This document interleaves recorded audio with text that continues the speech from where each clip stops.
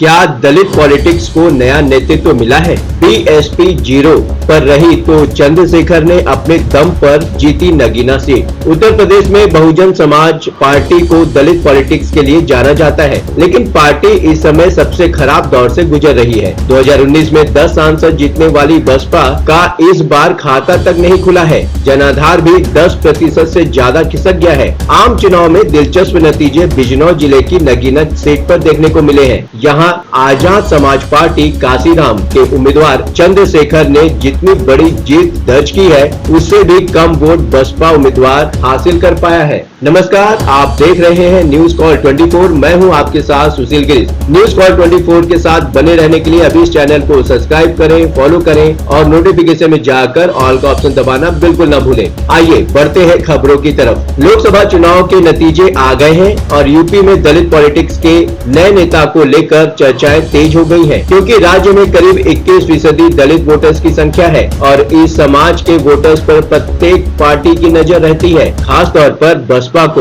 UP में दलित politics के लिए ही जाना जाता है, लेकिन पिछले 12 साल से पार्टी राज्य की सत्ता से बाहर है और उसका बड़ा वोट बैंक भी धीरे धीरे हाथ से छिटकते देखा जा रहा है। इस बीच यूपी की राजनीति में चंद्रशेखर आजाद नए दलित चेहरा बनकर उभरे हैं। चंद्रशेखर को राजनीति में न सिर्फ खुद को स्थापित करते देखा जा रहा है, बल्कि वो मजबूती से दलितों के हक में भी आवाज उठाते नजर आ रहे हैं। इस बार आम चुनाव में मायावती की पार्टी बसपा का खाता नहीं खुल सका, तब चंद्रशेखर ने बिजनौर जिले की नगीना आरक्षित सीट से बड़े अंतर से जीत दर्ज की है। चंद्रशेखर की जीत के मायने भी निकाले जा रहे हैं और दलितों के बीच पसंदीदा बनने की चर्चाएं भी सियासी गलियारों में होने लगी है। यह जीत दलित वोटर्स में स्पष्ट बदलाव का संकेत भी दे रही है। चंद्रशेखर ने अकेले ही ये लड़ाई लड़ी, जबकि उनके सामने सपा, कांग्रेस गठबंधन और बीजेपी के नेतृत्व वाला एनडीए भी दमखम से ताल ठोक रहा था।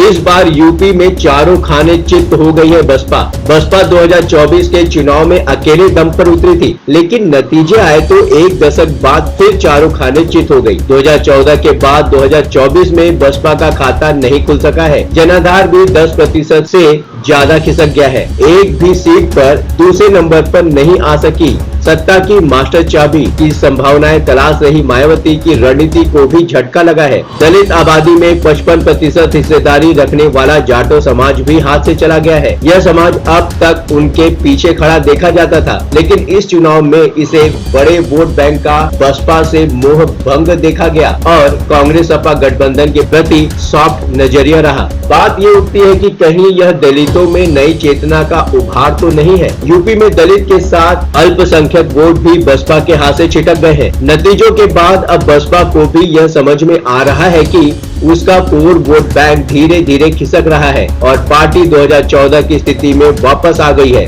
कहा जा रहा है कि कोर वोटर्स के दूरी बनाने के कई कारण हैं। एक कारण यह भी है कि बसपा लंबे समय से सत्ता से दूर है और मायावती खुद फील्ड में सक्रिय नहीं दिखती। 2019 में बसपा का वोट शेयर 19.43% था, लेकिन अब सिर्फ 9.35% ही रह गया है। इन नतीजों के बाद कहा जा रहा है कि यूपी की राजनीति में दलितों में नई चेतना के उभार के तौर पर इसे देखा जाएगा। दरअसल दलितों के सामने खुद एक विकल्प के रूप में पेश करने वाले चंद्रशेखर ने चुनाव में नगीना आरक्षित सीट पर बड़े अंतर से जीत हासिल की है। चंद्रशेखर को 5,12,552 वोट मिले। दूसरे नंबर पर बीजेपी के ओम कुमार को 3,61,079 वोट मिले। तीसरे नंबर पर सपा के मनोज कुमार को 1,02,334 वोट मिले और चौथे नंबर पर बसपा के सुरेंद्र पाल सिंह को सिर्फ 13,272 वोट मिले। चंद्रशेखर की 1,51,473 वोटों से जीत हुई,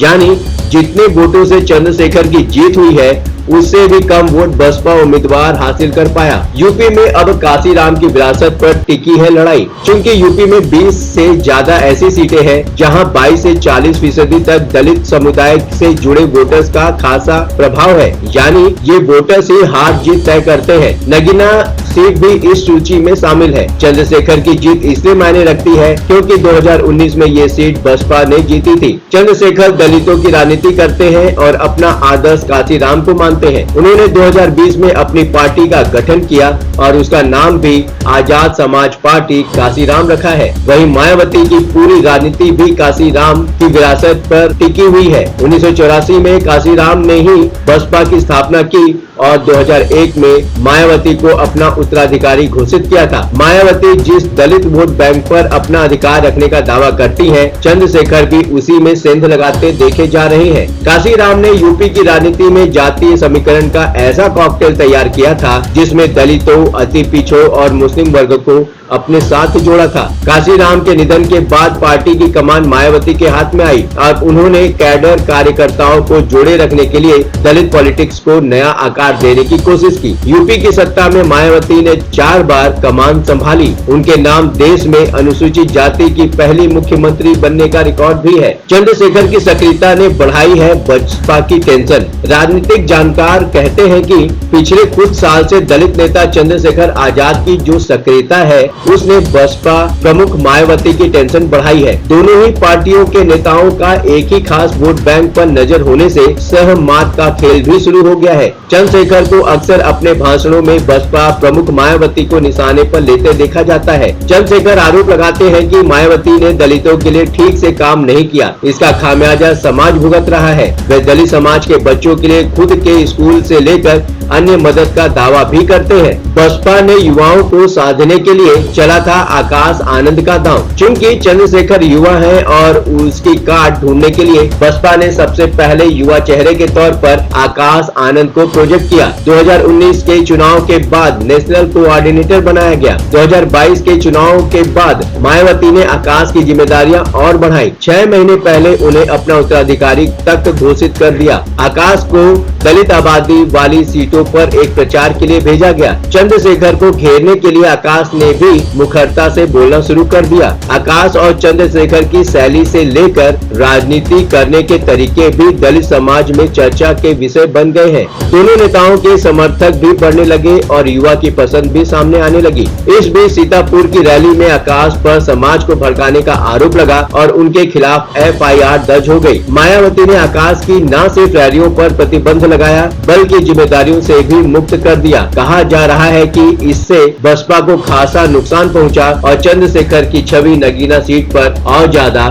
मजबूत हो गई। अब यूपी में अपनी सियासी जमीन खोते दिख रही है बसपा। 2019 में बसपा ने सपा RLD के साथ गठबंधन में चुनाव लड़ा था और 10 सीटों पर जीत हासिल की थी। इस बार पार्टी ने अकेले चुनाव लड़ने का फैसला लिया। इंडिया ब्लॉक चाहता था कि यूपी में बसपा अलायंस में चुनाव लड़े, लेकिन मायावती अपने फैसले पर अड़ी रही। अंदर खाने असंतोष पनपा तो कड़े कदम उठाए। पूरे चुनाव में करीब 14 सीटों पर 2 से 3 बार उम्मीदवार भी बदले। बड़े नेताओं को पार्टी से बाहर का रास्ता दिखाया। इधर सिटिंग सांसद भी भाग गए कि पार्टी अकेले चुनाव नहीं जीत पाएगी, तो उन्होंने भी साथ छोड़ दिया और दूसरे दलों में चले गए। इनमें सांसद संगीता आजाद, रितेश पांडे और मलुक नागर जैसे दिग्गजों के नाम शामिल हैं।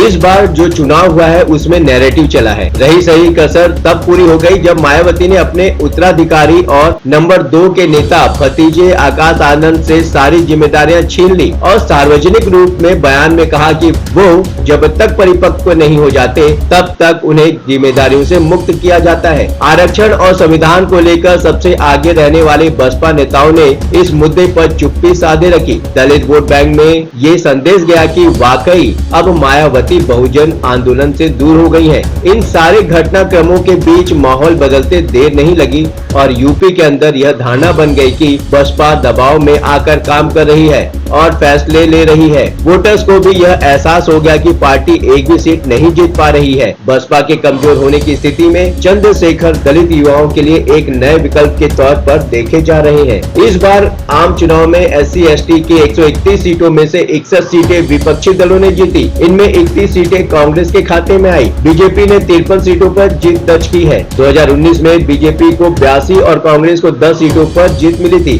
बसपा को लेकर यह कहा जा रहा है कि पार्टी सोशल इंजीनियरिंग के फॉर्मूले में पूरी तरह फेल रही है, जबकि सपा कांग्रेस ने इस फॉर्मूले का ढंग से इस्तेमाल किया और सफलता भी हासिल की। मायावती ने इस चुनाव में 28 सभाओं समेत 35 रैलियां की हैं। उसके बावजूद बीएसपी 0 पर रही। तो अब क्या ये माना जाए कि वाकई दलित पॉलिटिक्स को अब एक नया चेहरा, एक नया नेतृत्व मिला है? आप अपनी राय हमें कमेंट के माध्यम से भेज सकते हैं। लगातार खबरों के लिए बने रहिए न्यूज़ कॉल 24 के साथ। नमस्कार।